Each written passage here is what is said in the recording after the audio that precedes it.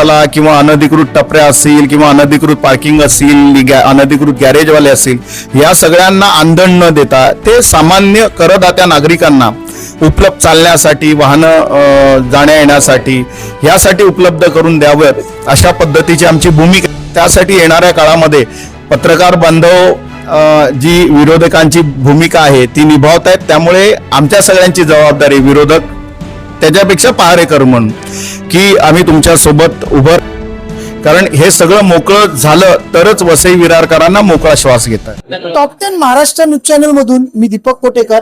यावेळेला मी उपस्थित आहे वसई विरार शहर महानगरपालिकेत. आज इतक्या वर्षानंतर प्रथमच विरोधी पक्षासाठी वसई विरार शहर महानगरपालिकेने दालन दिलेलं आहे.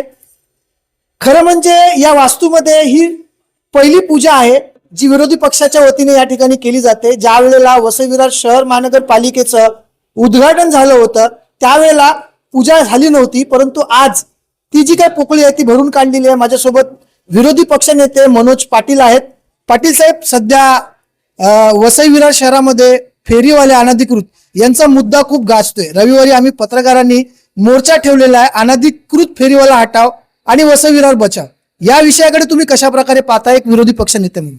नाही, तुमच्या मुद्द्याशी मी सहमत आहे. वसई विरार शहरामध्ये आणि विशेषतः जे चारही आमची रेल्वे स्टेशन आहेत, विरार असेल, नालासोपारा, वसई आणि नायगाव, ह्या सगळ्यांना अनधिकृत फेरीवाले असतील, अनधिकृत रिक्षावाले असतील, अनधिकृत पार्किंग असेल, या सगळ्यांचा बेढा पडलेला आहे. त्याच पद्धतीने आमचे रिक्षावाले बांधव सुद्धा, अधिकृत रिक्षावाले बांधव सुद्धा 4-4 लाईन, ज्या ठिकाणी 1 लाईन असायला पाहिजे त्या ठिकाणी 4-4 लाईन लावतात आणि त्यामुळे एकूणच संपूर्ण जो ट्रॅफिकवरती जो ताण पडतो, त्याच्यासोबत लाखो लोक रोज या रेल्वे स्टेशनवरून प्रवास करत असतात आणि त्या लोकांना सकाळी जाताना आणि येताना प्रचंड त्रास होतो.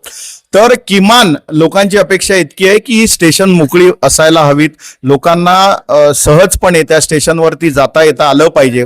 त्याचसोबत पूर्व पश्चिम जो रस्ता आहे म्हणजे ब्रिज आहे, त्या ब्रिजच्या दोन्ही स्टेशनच्या दोन्ही बाजूला मोठ्या प्रमाणात अनधिकृत फेरीवाले असतील, अनधिकृत पार्किंग असेल, रिक्षावाले ज्या पद्धतीने बेशिस्त आणि बेजबाबदारपणे ज्या पद्धतीने वाहनं लावतात, या सगळ्यांचा त्रास म्हणून रोज सकाळ संध्याकाळ आणि विशेषतः शनिवारी रविवारी जवळपास तास 2-2 तासाची वाहतूक कोंडी होते. त्यामुळे आम्ही महापालिका प्रशासनाकडे सुद्धा आमचा पाठपुरावा सुरू आहे आणि आमची सुद्धा हीच प्रायोरिटी आहे या वसई विरारचे पहारेकरी म्हणून, की किमान जे रस्ते उपलब्ध आहेत, ज्या सुविधा उपलब्ध आहेत त्या 100% जनतेसाठी आता खुल्या करून द्यावा.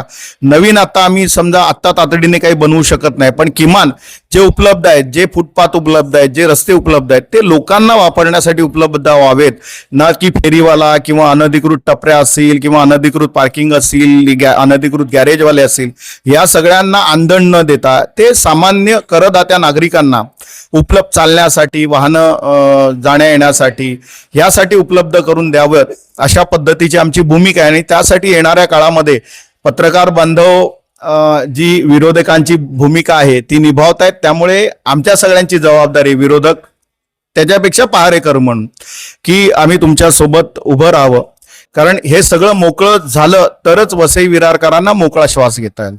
या वास्तूमध्ये पूजा झाली नव्हती. ज्या वेळेला वसई विरार शहर महानगरपालिकेच्या आयुक्तालयाचं उद्घाटन झालं होतं त्यावेळेला सत्यनारायणची पूजा किंवा गणेश पूजन हे केलं गेलं नाही. ती आज पोकळी तुम्ही भरून काढली आणि दुसरीकडे हिंदू कार्ड देखील तुम्ही खेळला.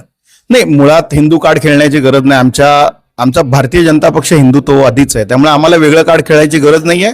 आणि आमची परंपरा आहे, संस्कृती आहे. आम्ही भारतीय संस्कृतीमध्ये आपण कुठलंही काम करताना आपलं जे कोणी आराध्य असेल त्या आराध्याला आपण मानतो. म्हणजे इव्हन मुस्लिम आणि ख्रिश्चन धर्म सुद्धा हे सगळं मानतात.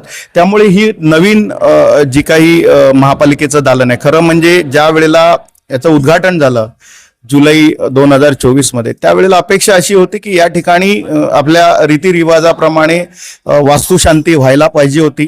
कारण आम्ही जे मानतो, आम्ही आता भूमिपूजन करतो, त्या भूमीला आपण टिकाव मारण्या अगोदर त्याचं पूजन करतो, आरती करतो, नारळ फोडतो, कारण आम्ही त्या भूमीची क्षमा मागतो की बाबा तुझा वापर आम्ही या ठिकाणी इमारत बांधण्यासाठी की तिच्यावरच आपण ही सगळी इमारत उभी करतो.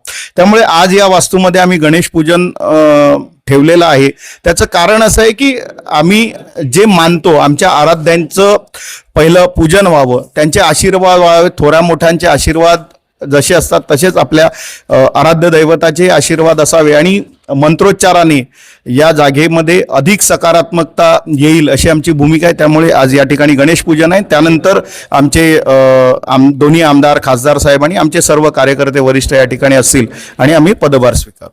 पदभार स्वीकारण्यापूर्वी आपल्याला या ठिकाणी गणेश पूजन पाहायला मिळते. विरोधी पक्ष देखील आता हळूहळू वसई विरार शहर महानगरपालिकेचा कारभार स्वीकारताना आपल्याला दिसून येते. रविवारच्या मोर्चाला भारतीय जनता पार्टीचे जे विरोधी पक्ष नेते आहेत त्यांनी देखील पाठिंबा दर्शवलेला आहे.